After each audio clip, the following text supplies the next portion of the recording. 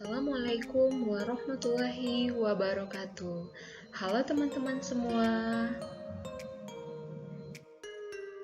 Sebelumnya, perkenalkan nama saya Fesi Antina dengan NPM A1D021008 dengan dosen pengampu Dr. Muhammad Kristiawan MPD. Nah, pada video kali ini kita akan melanjutkan materi dari video-video sebelumnya. Dan materi yang akan kita bahas adalah A. Kepemimpinan dalam manajemen, B. Komunikasi dalam manajemen, C. Tantangan manajemen pendidikan. Materi yang pertama yaitu A. Kepemimpinan dalam manajemen. 1. Definisi kepemimpinan. Menurut Kristiawan 2017, kepemimpinan berasal dari kata dasar pimpin, yang berarti bimbing atau tuntun.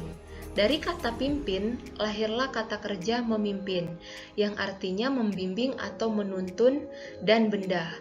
Sedangkan pemimpin adalah orang yang berfungsi membimbing, memimpin, dan menuntun. Kepemimpinan adalah serangkaian kemampuan dalam rangka meyakinkan yang diyakinkan agar mau melaksanakan tugas yang diberikan guna mencapai sebuah tujuan.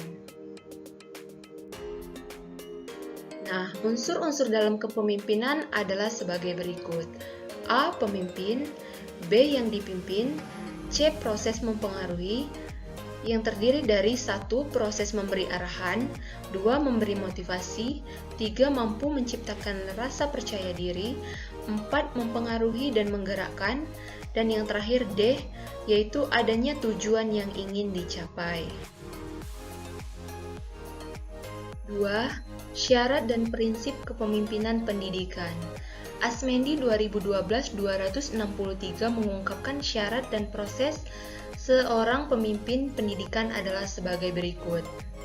A. Seorang pemimpin harus memiliki kepribadian yang terpuji. B.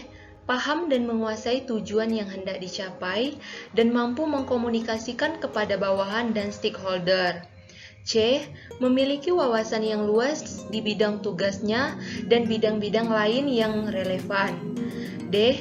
Berpegang pada prinsip-prinsip umum kependidikan. 3. Fungsi kepemimpinan. A. Fungsi instruksi, B. Fungsi konsultasi, C. Fungsi partisipasi, D. Fungsi delegasi, dan terakhir E. Fungsi pengendalian. B. Komunikasi dalam manajemen. Kata komunikasi berasal dari bahasa Latin communication, yang artinya pemberitahuan atau pertukaran pikiran. Jadi, dalam suatu proses komunikasi, haruslah terdapat unsur-unsur kesamaan makna agar terjadi sesuatu pertukaran pikiran dan pengertian antara komunikator atau penyebar pesan dan komunikan penerima pesan. Pengantar Teori dan Manajemen Komunikasi 2009. Komunikasi dalam manajemen dibagi menjadi dua, yaitu komunikasi intern dan komunikasi ekstern. 1. Komunikasi intern. Adapun menurut Effendi 2009-122, komunikasi internal adalah pertukaran gagasan di antara para administrator dan pegawai dalam suatu organisasi atau instansi yang menyebabkan terwujudnya organisasi tersebut lengkap dengan strukturnya yang khas dan pertukaran gagasan secara horizontal dan vertikal dalam suatu organisasi yang menyebabkan pekerjaan berlangsung atau operasi manajemen. 2. Komunikasi ekstern.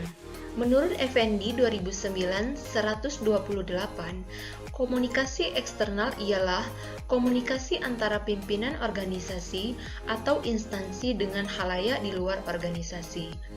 Sedangkan menurut Mulyasah 2002, komunikasi ekstern merupakan bentuk hubungan sekolah dengan lingkungan eksternal di sekitarnya untuk mendapatkan masukan dari lingkungannya berkaitan dengan kegiatan-kegiatan yang dilakukan di sekolah. C. tantangan dalam manajemen. Menurut Idrus 2011-4, dunia pendidikan Indonesia saat ini setidaknya menghadapi 4 tantangan besar yang kompleks, yaitu 1.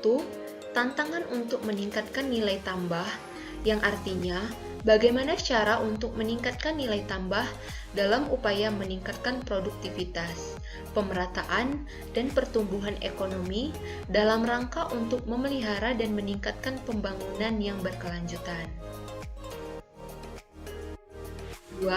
Tantangan untuk melakukan pengkajian secara komprehensif dan mendalam terhadap terjadinya transformasi atau perubahan struktur masyarakat, dari masyarakat yang agraris ke masyarakat industri yang menguasai teknologi dan informasi, yang implikasinya pada tuntutan dan pengembangan sumber daya manusia, SDM. 3. Tantangan dalam persaingan global yang semakin ketat, yaitu bagaimana meningkatkan daya saing bangsa dalam meningkatkan karya-karya yang bermutu dan mampu bersaing sebagai hasil penguasaan ilmu pengetahuan, teknologi, dan seni, atau IPTEX. 4. Munculnya kolonialisme politik. Dengan demikian, kolonialisme kini tidak lagi berbentuk fisik, melainkan dalam bentuk informasi. Tantangan besar inilah yang selalu membuntuti manajemen pendidikan.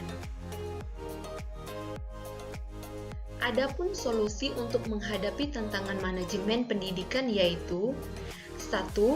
Menyediakan banyak tenaga pengajar yang profesional yang tidak hanya memiliki pengetahuan, namun juga memiliki keterampilan. 2. Menyediakan banyak sarana belajar dan memberikan pemerataan pendidikan bagi seluruh masyarakat. 3. Mengatur kembali sistem manajemen dari lembaga pendidikan yang bekerja sama dengan pemerintah. Baik teman-teman, itulah pembahasan materi kita pada video kali ini. Semoga bermanfaat. Sampai jumpa di video-video selanjutnya. Terima kasih. Wassalamualaikum warahmatullahi wabarakatuh.